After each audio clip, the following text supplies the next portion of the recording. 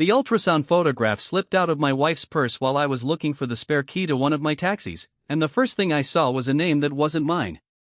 Patient, Laura Bennett. Gestational age, 14 weeks, 3 days. I stood beside our kitchen counter in Phoenix with the glossy black and white image between my fingers, staring at the curved shape of a child my wife had never told me existed. For a few seconds, I felt something dangerously close to joy. Laura and I had tried to have a baby for nearly 4 years before giving up, and even at 45, some part of me still responded to that image as if life had unexpectedly returned something we thought was gone. Then I saw the appointment date. May 16th.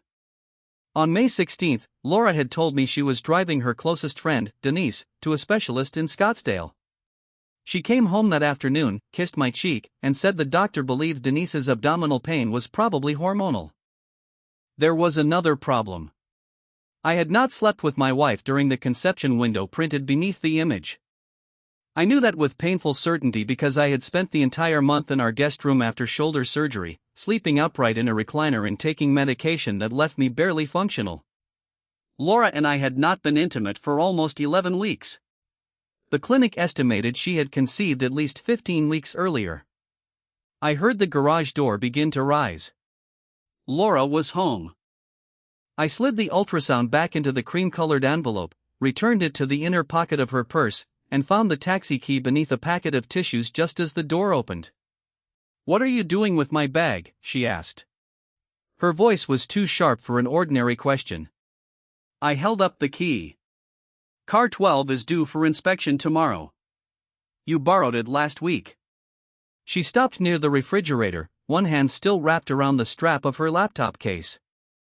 Laura was 41, with long dark blonde hair, a narrow, elegant face, and the calm social confidence that made strangers like her almost immediately. She worked as an office manager at a private dental practice in Paradise Valley.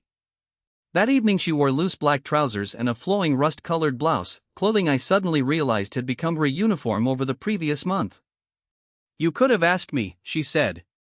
"I texted. You didn't answer. We were busy." She glanced at the purse. "Did you find anything else?" My pulse hammered so violently that I thought she might see it moving beneath my shirt. Was I supposed to? Her eyes held mine for a moment, then she smiled. "Receipts. I keep forgetting to clean those out. Only the key." "Good." She leaned forward and kissed me lightly, keeping her body several inches from mine. "I'm going to shower." As she walked upstairs, I noticed the way her hand hovered protectively near her abdomen. 14 weeks. My wife was carrying a child, and she had already learned how to move around me without letting me see it. "My name is Wade Bennett. I own Sunline Car Service, a small taxi and airport transfer business with 8 vehicles, 6 full-time drivers, and 3 contractors who covered weekends and late-night runs.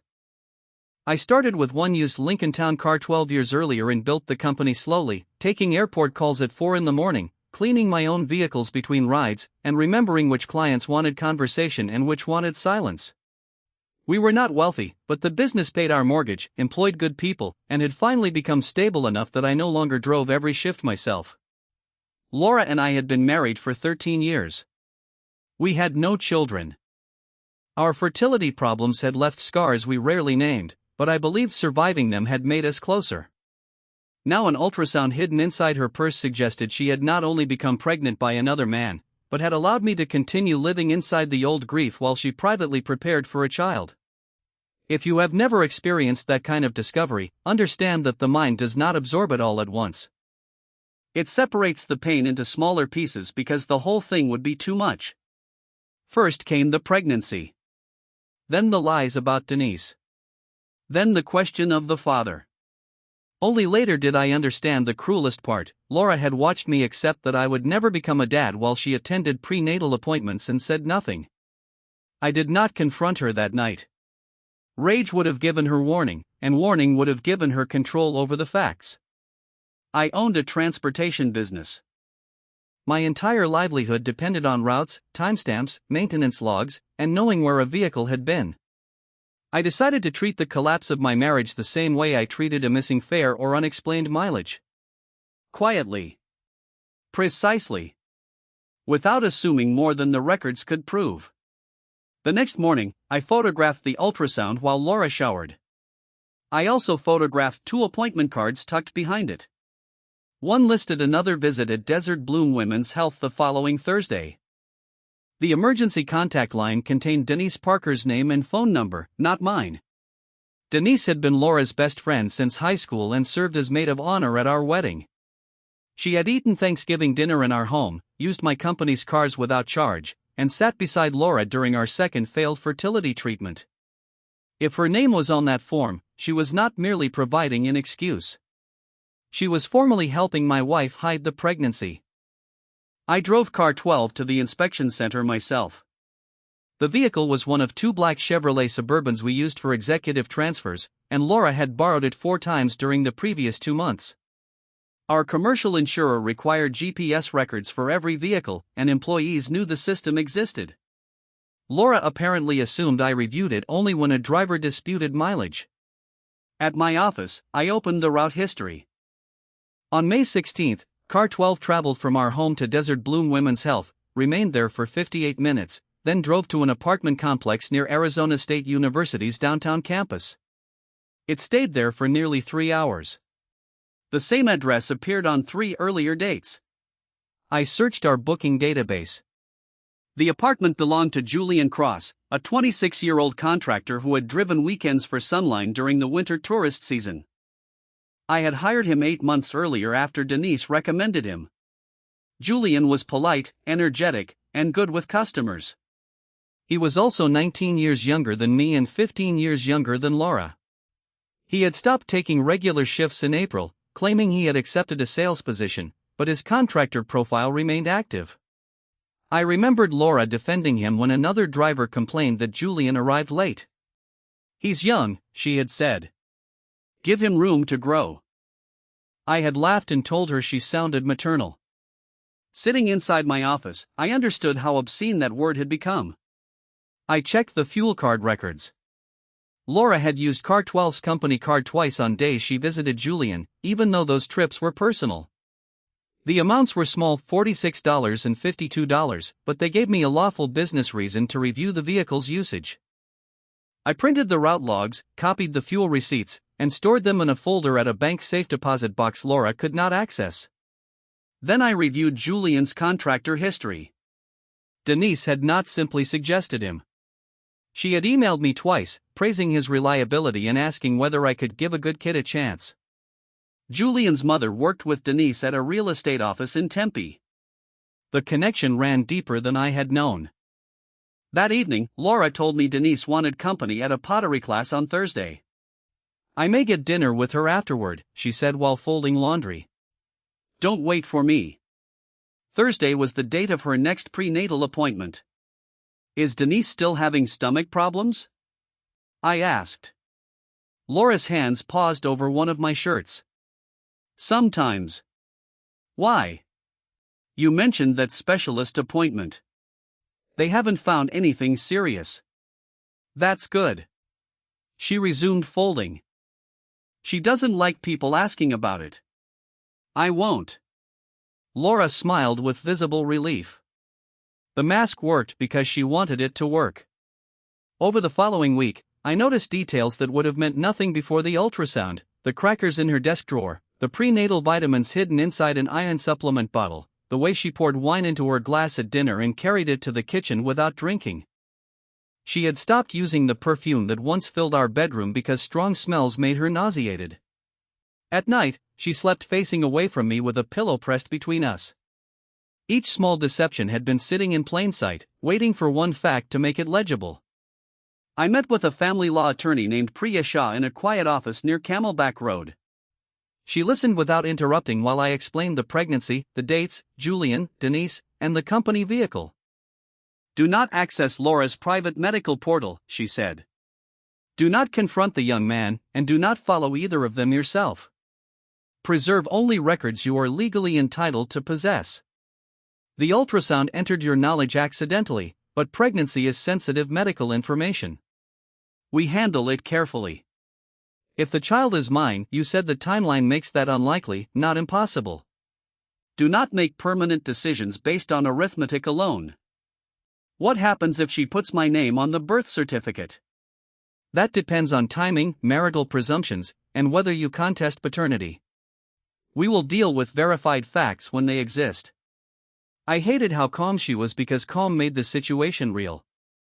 I want to know before she decides what story to tell me. Priya nodded.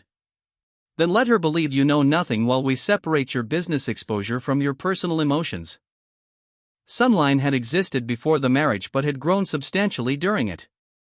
Laura had occasionally handled invoices and knew our operating accounts. Priya advised me not to move marital funds or hide assets. Instead, I tightened ordinary business controls, individual fuel card pins, written authorization for personal vehicle use, automatic alerts for unusual mileage, and dual approval for transfers over $5,000. Each change applied to everyone. Nothing singled Laura out, and everything should have existed years earlier. My quiet revenge began there, not by taking anything from her, but by closing every door she assumed would remain open. On Thursday, a licensed investigator retained through Priya documented Laura and Denise arriving together at the clinic. After the appointment, Denise drove Laura directly to Julian's apartment. Laura entered carrying a small gift bag. Julian met her at the entrance, kissed her, and placed both hands on her stomach. The investigator photographed them from a public street. In one image, Julian crouched in front of her while Laura laughed and touched his hair. He looked young enough to be posing for a graduation photograph. She looked happier than I had seen her in years. That image heard differently from the ultrasound. The ultrasound raised a question. Julian's hands answered it emotionally, even if only a medical test could answer it legally. I went home before Laura and cooked chicken enchiladas, the meal she usually requested on her birthday. She arrived at 8:30 carrying a lopsided ceramic bowl she claimed to have made in class. Denise had apparently bought it from a studio shop so their alibi would have a physical object. "What do you think?" Laura asked. I turned the bowl in my hands. The glaze was still attached to a price sticker underneath. "It's memorable." She laughed. "That means you hate it." "No. I think I'll remember exactly where it came from." She studied me, but I placed the bowl in the center of the table and served dinner. Halfway through the meal, she pushed her plate away. "I've been thinking about us," she said. "That sounds serious. Maybe we need a reset. A little independence." "What does that mean?" "Not separation. Just less pressure. You have the business, and I feel like my life has become work in this house. You want more freedom. I want space to understand who I am now." Her language was careful, probably rehearsed with Denise and Julian. She wanted to loosen the marriage before the pregnancy became impossible to hide, creating a version in which our relationship had already ended emotionally. "Is there someone else?" I asked. Laura looked wounded with impressive speed. "Why would you ask me that?" "Because people usually request space when they have somewhere specific to use it. That's exactly why I can't talk to you. Everything becomes an accusation." She stood and carried her plate to the sink. "Forget I said anything." "All right. That's it? You asked me to forget it." She turned toward me, unsettled by my lack of resistance. She had prepared for anger, pleading, or interrogation. Calm gave her nothing to push against. 2 days later, Priya's office confirmed that Laura had quietly consulted a divorce attorney 6 weeks earlier. She had not filed. She was waiting for something. I checked Sunline's upcoming financial calendar and found the likely reason: a regional hotel chain was finalizing a 3-year transportation contract with us at the end of the month. If signed, it would increase our annual revenue by nearly 40% and raise the value of the business. Laura knew about the contract.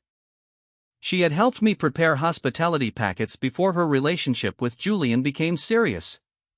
She intended to remain married until the deal increased the value of the asset she expected us to divide.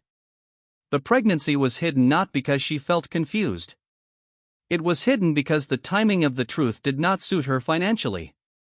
Let me pause here, because this was the moment my heartbreak became strategy. I could not control whose child she carried.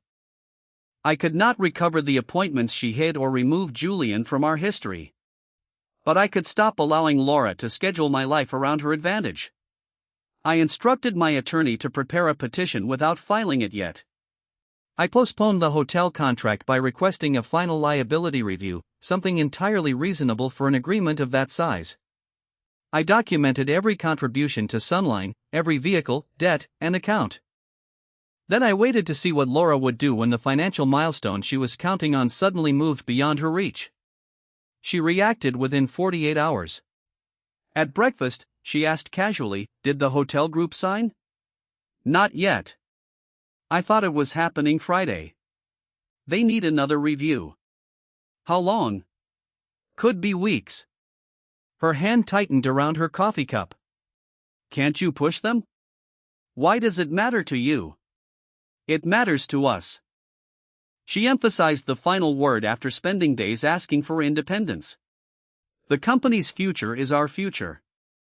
I thought you needed space to decide what your future was." Laura's face went pale. Before she could answer, her phone lit up on the table. A message from Denise appeared across the screen. "You need to tell Wade before you start showing. Julian is panicking." Laura snatched up the phone, but I had already read it. We looked at each other across the kitchen table.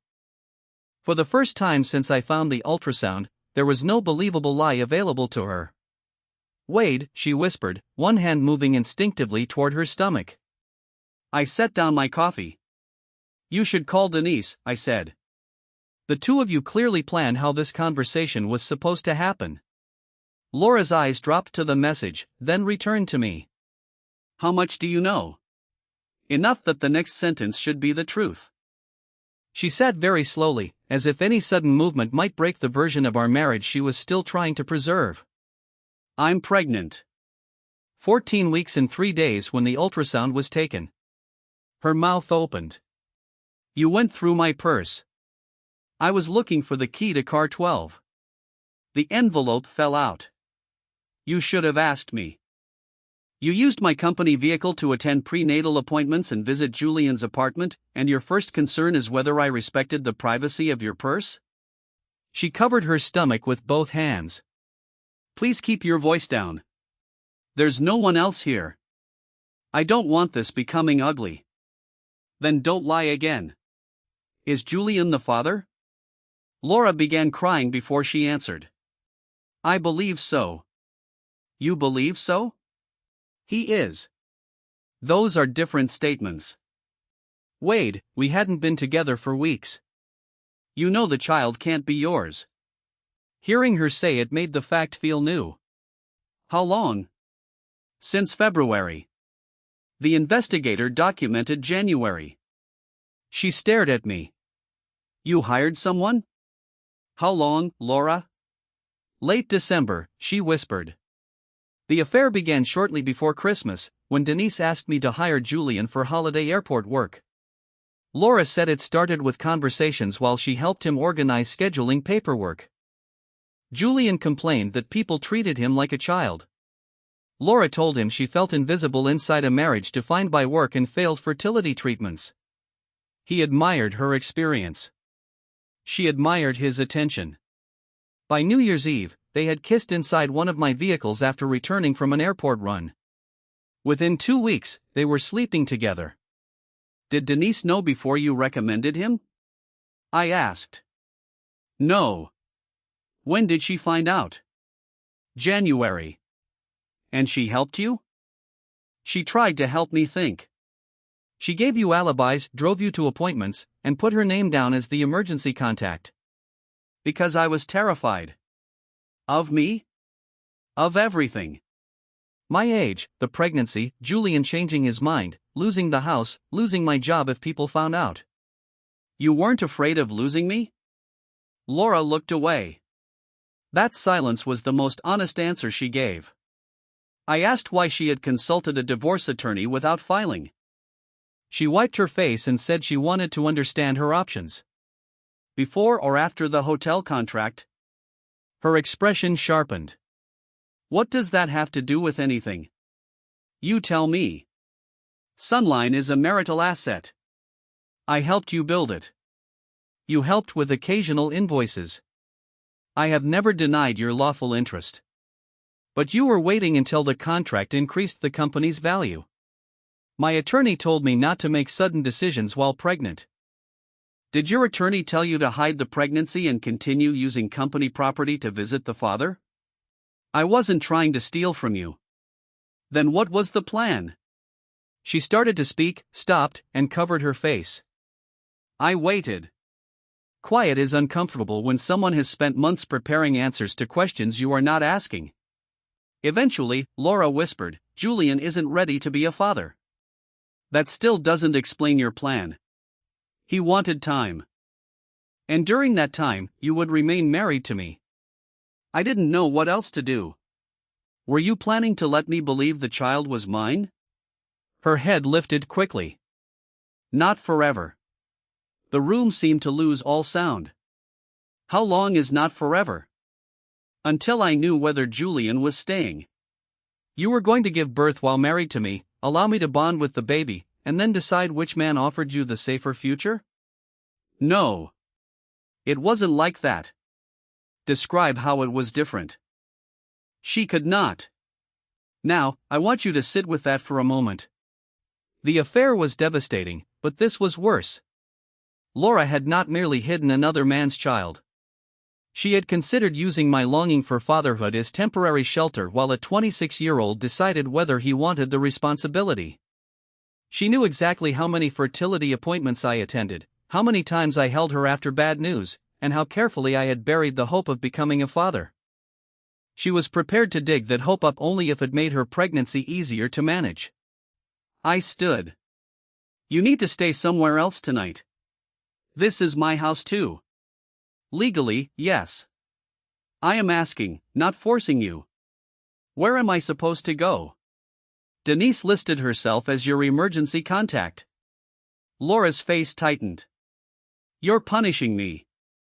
No. I'm removing myself before anger makes this conversation worse. She packed a small suitcase and left 40 minutes later. I did not follow her.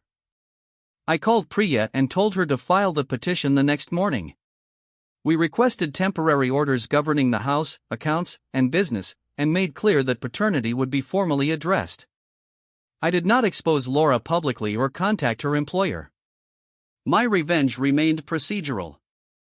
Every advantage she expected from delay disappeared. The separation date was established before the hotel contract, her access to Sunline's fuel cards ended under the new universal policy, and all financial communication moved through attorneys.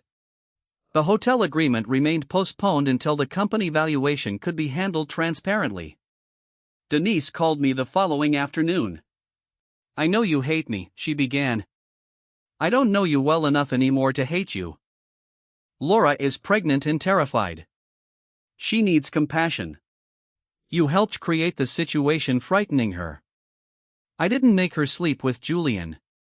You recommended him to my company, carried messages, provided alibis, and helped her plan how long she could keep me uninformed. She told me your marriage was already over. Then why did she need alibis? Denise exhaled. She said you had become obsessed with work and no longer saw her as a woman. So you helped her use my vehicles to visit a man you brought into my business. I thought Julian made her happy. Did you know she considered letting me believe the baby was mine? Silence. Denise? She was confused. That means yes.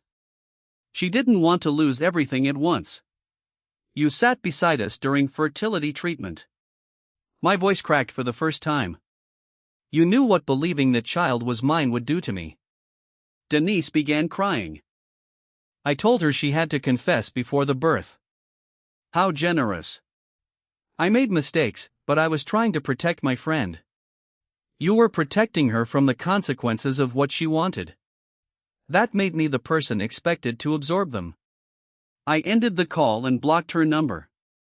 3 days later, Julian arrived at the Sunline office without an appointment. I saw him through the glass before he entered. He wore a white polo shirt, expensive sneakers, and the uncertain expression of a young man trying to look older than he felt. I asked my dispatcher, Monica, to remain in the adjoining office with the door open. I wanted to talk man to man, Julian said. Then start with an apology. I'm sorry you found out this way. That apologizes for the discovery, not the conduct. He shifted his weight. Laura said your marriage was dead. Did that make the company car more comfortable? She told me she had permission to use it. You were a driver. You knew personal trips required approval. I didn't use the fuel card. You benefited from it. He looked toward Monica's office. Can we speak privately? No. His confidence weakened. Laura says you're going to force a paternity test. No one needs to force it. If she makes a legal claim involving me, I will request one. She says the dates prove it's mine. Then why are you worried? Julian rubbed his jaw. Because she was seeing someone else before me. That was the next opening in the floor. Who? I don't know. She said it ended months earlier. When did she tell you? After she found out she was pregnant. I asked if she was sure. He swallowed. She said I was the most likely father. Most likely. The same woman who had told me Julian was definitely the father had told Julian he was merely the leading possibility. Did Denise know about the other man? I asked. I think so. Laura said Denise helped her end it. Get out. Wade, I need to know what you're planning. You no longer work for Sunline. Your contractor access is terminated, and you are not permitted to enter this office unless you have legitimate business here. You're trying to ruin me because she chose someone younger. You are not being ruined. You are being removed from my company because you used a professional relationship to conceal personal misuse of its property. Your age has nothing to do with that. That was not entirely true.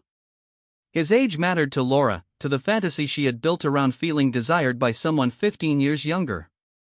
But I would not turn being older into humiliation, and I would not compete with him for a woman who had treated both of us as backup plans. Julian left.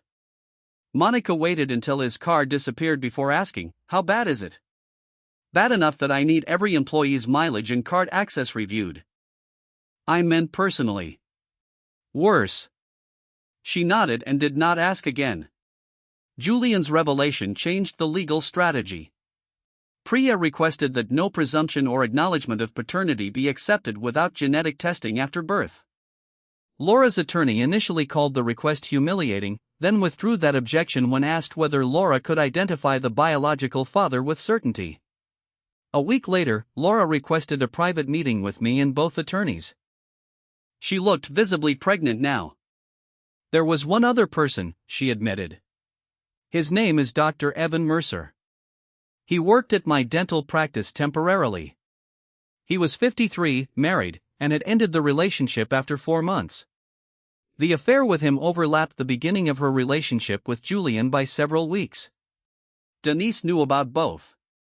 She encouraged Laura to leave Evan because he would never divorce his wife, then introduced Julian as someone young enough to give her a fresh start. The age gap romance had not emerged accidentally. Denise had practically curated it. Does Evan know about the pregnancy? I asked. No. Does Julian know his name? No. And you plan to identify the father based on whichever relationship survived? Laura's attorney objected to the phrasing, but Laura answered. I plan to get a private test. When? After the baby was born. While still married to me. She looked down. Possibly. That admission ended whatever sympathy might have changed my decision. I did not shout. I did not reveal her affairs to the dental practice or contact Evan's wife. I instructed Priya to follow the lawful notification process required for the paternity issue and allowed the relevant men to be informed through counsel. My vengeance was simply the removal of every convenience secrecy had provided. Laura would have to name the possibilities. Denise would no longer supply cover stories. Julian would face the uncertainty he wanted me to carry. Evan would answer for his own conduct in his own marriage. And I would not become a legal or emotional placeholder for any of them. The hotel contract was signed 6 weeks later, but only after an independent valuation established the relevant dates and obligations. Sunline gained the largest account in its history. Laura received exactly the financial protection the law allowed and none of the artificial leverage she expected from hiding the pregnancy longer. Her attorney proposed reconciliation counseling twice. I declined both times. At our second settlement conference, Laura touched her stomach and said, "You're punishing an innocent child." "No," I replied. "I'm refusing to lie about who that child's father is." "You wanted a baby more than anything." "I wanted a family built on truth." She began crying. "What if the test says the child is yours?" For a moment, the room went still. The timeline made it extraordinarily unlikely, but not biologically impossible. Before my surgery, Laura and I had spent one night together close to the outer edge of the estimated conception window. I had pushed that memory away because the clinic's calculation favored later dates. "Then I will be that child's father completely," I said. "But I will not remain your husband." Laura looked at me as if she had expected uncertainty to reopen the marriage. It did not. The answer surprised me too. I realized I no longer needed the paternity result to decide who I was. If the child belonged to me, I would accept responsibility and love without returning to betrayal. If the child did not, I would walk away without stealing another man's role or allowing Laura to assign it to me. The test would determine biology. It would not determine my boundaries. 3 months remained before the birth, the divorce was still unresolved, and neither Julian nor Evan knew which of them might be called a father. Denise had stopped speaking to Laura after receiving a subpoena for messages relevant to the paternity timeline, each woman suddenly blaming the other for a secret they had maintained together. For the first time, Laura was facing the pregnancy without the network of lies that had made it manageable. And for the first time in 13 years, I was beginning to imagine a future that did not depend on whether she chose me. Laura gave birth to a girl 11 weeks before our divorce was finalized. I learned about it through Priya, not from Laura, because the temporary agreement limited direct contact after she began sending late-night messages asking whether I would reconsider if the child looked like me. The baby was healthy, 6 pounds and 11 ounces, with dark hair and no responsibility for the confusion waiting outside the hospital room. Genetic samples were collected from me, Julian, and Evan through a court-approved laboratory. The results took 9 days. I was not the father. Evan was not the father. Julian Cross, 26 years old and still insisting he was not ready for parenthood, was confirmed with greater than 99.9% probability. I sat alone inside my office when Priya called. Through the window, I could see the Sunline cars lined up beneath the brutal Phoenix afternoon sun, their roofs shimmering in the heat. "How do you feel?" she asked. "Relieved." That was true. Then another feeling arrived behind it. And sad. That was true too. The child was not mine, but for several months, a small part of me had imagined the impossible version in which biology returned fatherhood to me without returning Laura. Letting go of that possibility felt like another quiet loss, even though I knew the truth was better than a comforting mistake. "Both feelings can exist," Priya said. "The test resolves paternity. It doesn't resolve grief." Julian did not react well. His attorney first questioned the chain of custody, then withdrew the objection after confirming every collection had been properly supervised. Julian asked Laura to place the baby for adoption. She refused. He offered to provide financial support if she agreed that he would have no personal involvement. Arizona law did not allow him to purchase his way out of responsibility so simply. A parenting and support case began separately from our divorce. I did not participate beyond providing the test that excluded me. That was their life now, not mine. Evan's wife learned about his affair when he was legally notified as a possible father. I never contacted her, but the process Laura had tried to avoid made secrecy impossible. Evan moved out of his marital home and left the dental practice shortly afterward. Denise's involvement surfaced through the messages produced during the paternity proceedings. She had known about Evan, encouraged Laura to replace him with Julian, recommended Julian to my company, supplied excuses for both affairs, and advised Laura to delay telling me until the hotel contract increased Sunline's value. One message from Denise read, "Wade wanted a child so badly that he may accept the baby before asking hard questions. Once he bonds, you'll have options." I read that sentence during a settlement conference and had to leave the room. Denise had sat beside me after our last failed treatment while I cried in a hospital parking garage. She knew exactly what she was suggesting. Laura later claimed she never intended to follow that advice. But she had kept the pregnancy hidden, remained married, and delayed the paternity test. Intent mattered less once conduct had already moved in the same direction. Denise and Laura's friendship collapsed when each tried to minimize her role. Denise insisted Laura manipulated her sympathy. Laura accused Denise of pushing her toward a younger man when she was vulnerable. They had spent months protecting each other from accountability, and the moment accountability arrived, their loyalty evaporated. That was the twist inside their kind of friendship. It looked powerful only while someone else was paying the cost. Laura's parents learned everything after she moved into their home with the baby. They did not abandon their daughter, but they refused to blame me or pressure me into claiming a paternal role. Her mother called once and said, "I am sorry for what she considered doing to you." "The baby deserves stability," I said. "She does. But stability built on a false father would eventually become another wound." I appreciated that. I sent a gift anonymously through the hospital, a simple knitted blanket and a card wishing the baby health. I did not sign it because I did not want kindness mistaken for an invitation. Some people told me later that sending anything was foolish.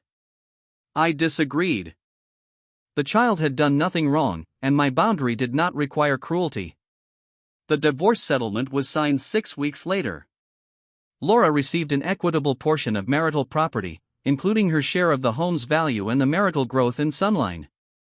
She did not receive the inflated valuation she expected from the hotel contract because the relevant dates and business records had been preserved clearly. I bought out her interest through scheduled payments rather than selling vehicles or laying off drivers. The house was sold. Laura used part of her proceeds to rent a townhouse near her parents, while I moved into a modest one-story home in North Phoenix with a garage large enough for tools and no memories in the walls. Julian was ordered to pay support and eventually accepted limited visitation. I heard he and Laura attempted to become a couple after the birth, but their relationship lasted less than 4 months. The age difference that had once made Laura feel desired became a constant source of conflict. She wanted dependable routines and shared responsibility. Julian wanted the freedom he believed being 26 entitled him to. She resented having to teach him how to care for their daughter. He resented being treated like another child.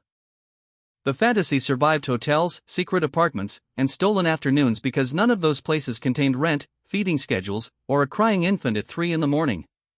When ordinary life arrived, admiration was not enough.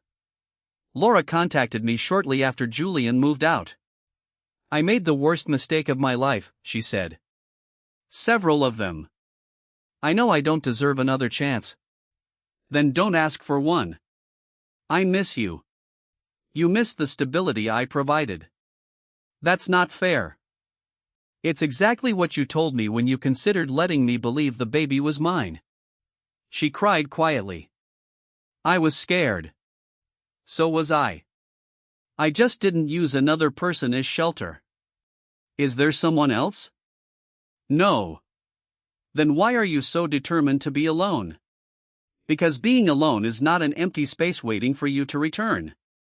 I ended the call without anger. That surprised me. For months, I had imagined her regret as the final reward, but when it came, it felt smaller than the life I had already started building. Let me pause here, because this was the part one misunderstood at first. I thought revenge would be watching Laura's plan collapse, seeing the paternity test named Julian, watching Denise disappear, and protecting Sunline from the financial timing they had arranged. But revenge only removed their control. It did not tell me what to do with the freedom afterward.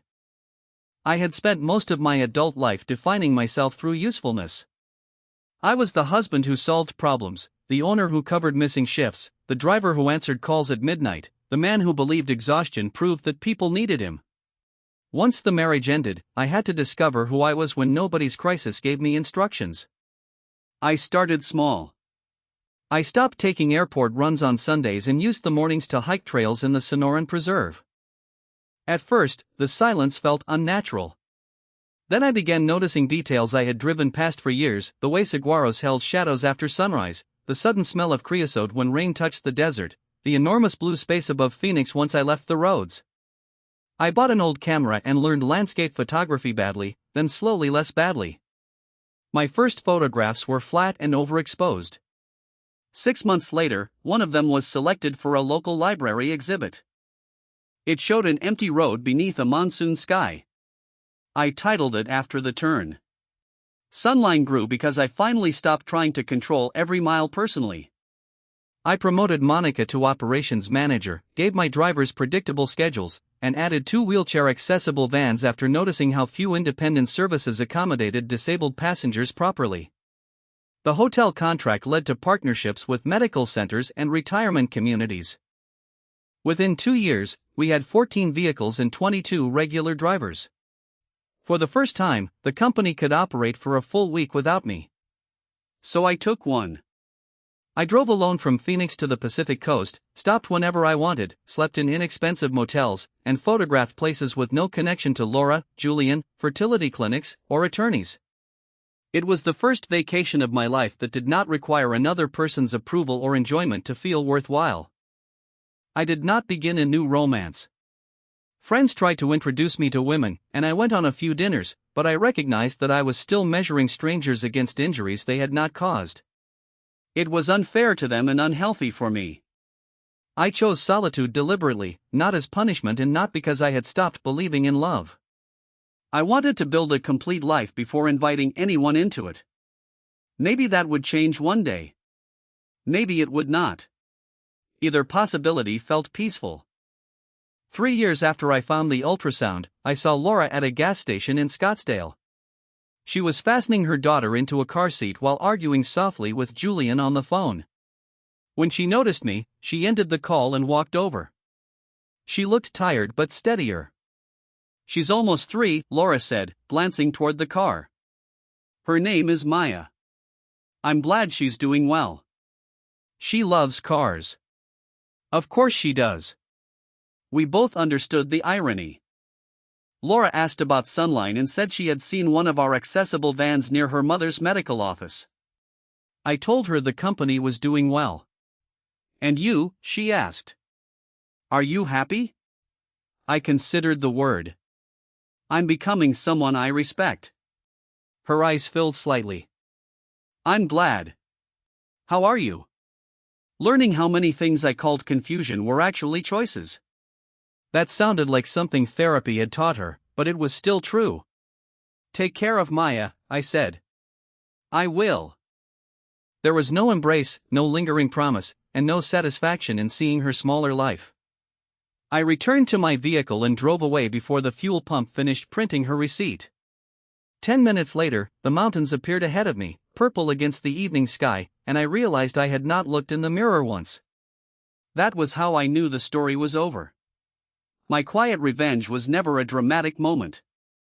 It was a sequence of closed doors: the fuel cards, the delayed contract, the filed petition, the paternity test, the refusal to become a temporary father, the refusal to return when Julian left. But my victory was something else entirely. It was building a life in which Laura's regret no longer counted as news. Before I finish, there are 5 lessons I took from what happened. 1. When I found the ultrasound, waiting gave me facts that confrontation would have scattered. The route logs, appointment records, financial timing, and lawful paternity process protected me from a story built around my anger. 2. Someone who supplies alibis is not a neutral friend. Denise did not create Laura's affairs, but she recommended Julian, concealed appointments, and suggested using my desire for fatherhood as leverage.